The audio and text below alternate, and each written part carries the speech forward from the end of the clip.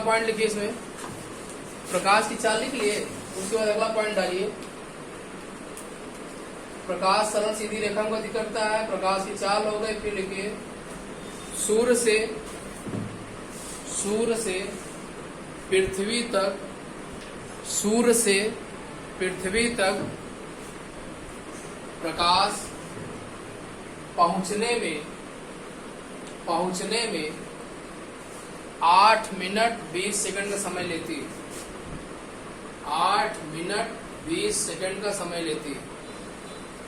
8 minute 20 second का समय लेती है। और अभी आप क्या पढ़ रहे हैं? परावर्तन। अभी आप चैप्टर पहला क्या पढ़ेंगे? परावर्तन। किसमें परावर्तन होता है? प्रकाश में। तो लिख लीजिए अगला पॉइंट, प्रकाश में परावर्तन होता है। प्रकाश में परावर्तन होता है।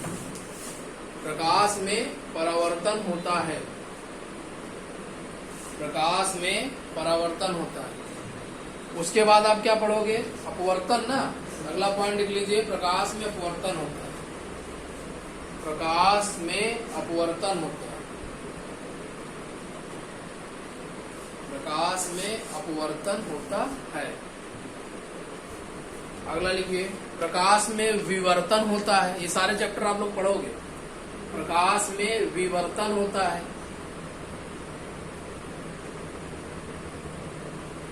अगला पॉइंट, प्रकाश में ध्रुवण होता है। प्रकाश में ध्रुवण होता है।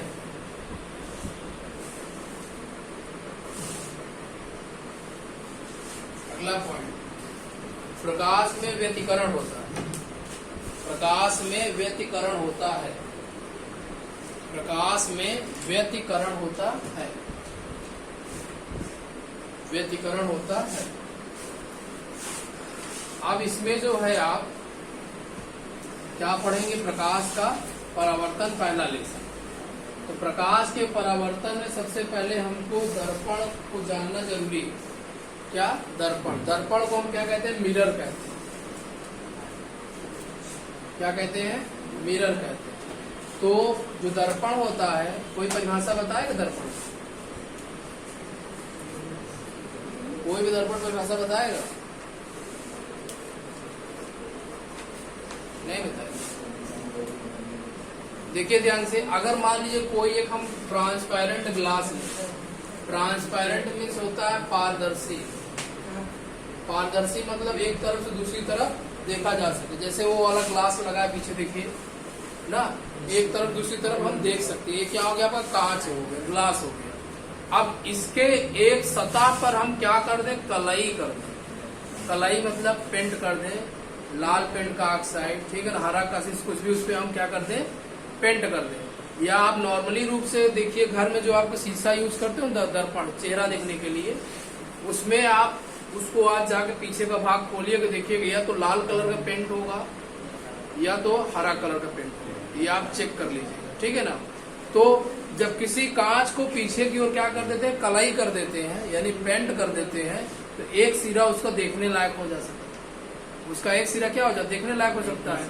इसको हम ये कह सकते हैं, किसी कांच का वह कटा हुआ भाग, किसी कांच का वह कटा हुआ भाग जिसके एक तल पर, चाहे ये आगे की ओर चाहे पीछे की ओर, किसी कांच का वह कटा हुआ भाग जिसके एक तल पर लाल पेंट के ऑक्साइड की कलई की गई रहती है और दूसरा पारदर्शक होता है। दूसरा पारदर्शक, जिसको हम देख सकते हैं, ठीक है ना। तो क्या कहलाएगा? दर्पण कहलाएगा। एन डाल लीजिए दर्पण।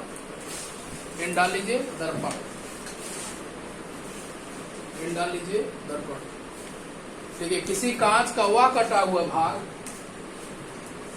किसी कांच का वह कटा हुआ भाग, किसी कांच का वह कटा हुआ भाग, किसी कांच का वह कटा हुआ भाग जिसके एक तल पर, जिसके एक तल पर, जिसके एक तल पर लाल पेंट का ऑक्साइड, लाल पेंट का ऑक्साइड, लाल पेंट का ऑक्साइड, ब्रेकर निकले कलई, ब्रेकर निकले कलई, कलई, किया गया रहता है।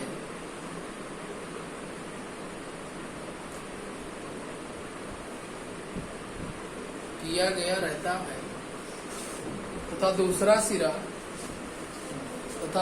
सिरा पारदर्शक होता है। दूसरा सिरा पारदर्शक होता है, दर्पण कहलाता है। दर्पण कहलाता है। दर्पण कहलाता है। अब ये बताइए, आप लोग जानते हैं कि दर्पण कितने प्रकार का होता है? कौन कौन सा?